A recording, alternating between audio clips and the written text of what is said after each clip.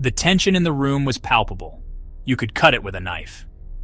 Wisconsin Elections Commission Chair Ann Jacobs, a Democrat, glared across the table at Republican Commissioner Bob Spindell. His offense?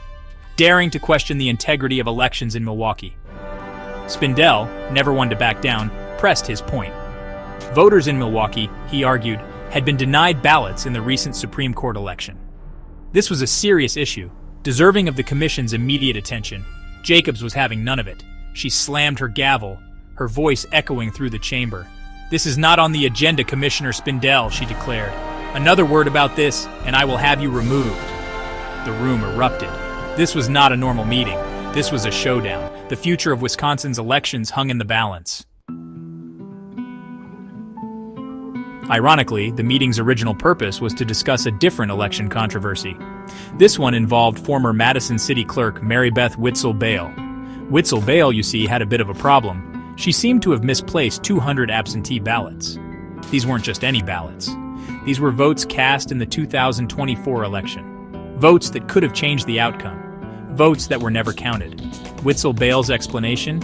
She claimed she didn't discover the missing ballots until after the results were certified.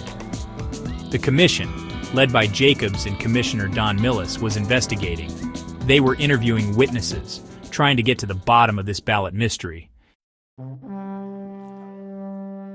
Spindell, however, was not convinced. He saw a double standard. While the commission was laser-focused on Madison, he believed a far bigger scandal was brewing in Milwaukee. Voters in predominantly minority districts had faced long lines, and in some cases, had been turned away due to a ballot shortage. This, Spindell argued, amounted to voter suppression, and it was happening right under the commission's nose. He demanded an investigation. He wanted answers. Jacobs, however, dismissed Spindell's concerns. She accused him of grandstanding, of playing politics, of spreading conspiracy theories. The truth is, Wisconsin was a microcosm of America, deeply divided, paralyzed by partisan gridlock.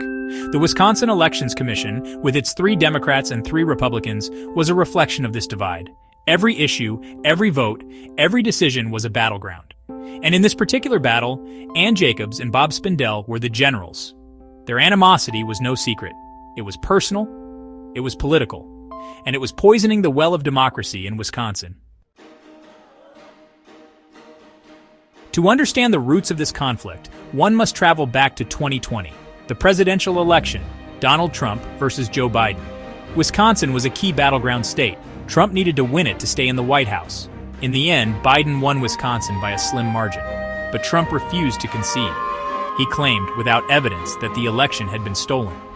And Bob Spindell? He was one of 10 Republicans who signed a document falsely claiming that Trump had won Wisconsin. Section 6. Jacobs versus Spindell, a history of hostility. This act cemented the animosity between Jacobs and Spindell. Jacobs saw Spindell's actions as an attack on democracy itself. Spindell, in turn, viewed Jacobs with suspicion. He believed she was part of a Democratic establishment determined to silence any dissent. Their relationship, already strained, became toxic. Meetings were characterized by shouting matches and personal attacks. Compromise seemed impossible. The Wisconsin Elections Commission, once a model of bipartisanship, had become a stage for partisan warfare. Section 7. The erosion of trust. The consequences of this dysfunction were real. Public trust in elections, already fragile, was eroding further.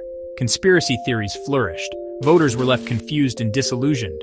How could they be sure that their votes were being counted fairly when the very body tasked with overseeing elections was at war with itself?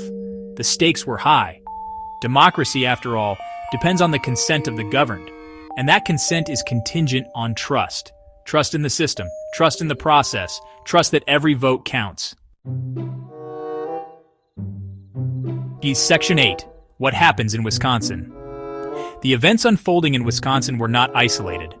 Across the country, election officials were facing unprecedented challenges. Misinformation, disinformation, threats of violence. The very foundations of American democracy were under assault. And the Wisconsin Elections Commission, with its bitter feuds and partisan battles, was a microcosm of this larger crisis. What happens in Wisconsin, as they say, does not stay in Wisconsin. It has implications for the entire nation. Section 9. Can democracy survive the Wisconsin Elections Commission?